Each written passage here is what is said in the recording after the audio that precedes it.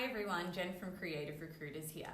Today I wanted to share some tips from a recruiter's perspective on how to best present yourself through your CV and your portfolio. The goal is to showcase yourself in the best light possible and maintain consistency in your own personal brand. So here are some of my top tips in no specific order. 1. If you have work that you'd rather keep private, it doesn't need to be on a public web page for everyone to see. Instead, you can hint at it in your portfolio or wrap up with something like, want to see more? Just contact me. Further to that, password protected portfolios can be a bit tedious for the person on the receiving end to navigate, especially if your updated CV does have an old password that has since been changed.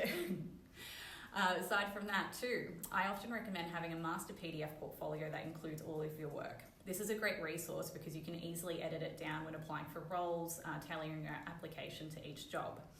This is a tip I always emphasize, tailoring. Or if you have an online portfolio, ensure you have easy access to categories a viewer can click into.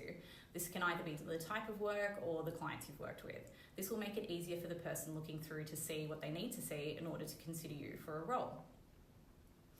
3. Speaking of an online portfolio, it always presents itself fantastically if it's a site you've created yourself. It showcases your skills in that area. If possible, it's best to try to avoid using hosted platforms as it looks more professional if you've created the website yourself.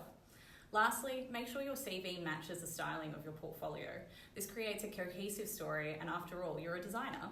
A beautiful portfolio can be undermined by a CV created in Word.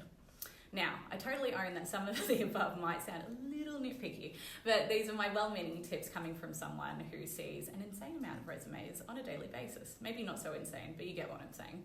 So, for more advice, stay tuned. I'll be sharing a detailed article with additional tips next week. And as always, thank you so much for listening. Bye.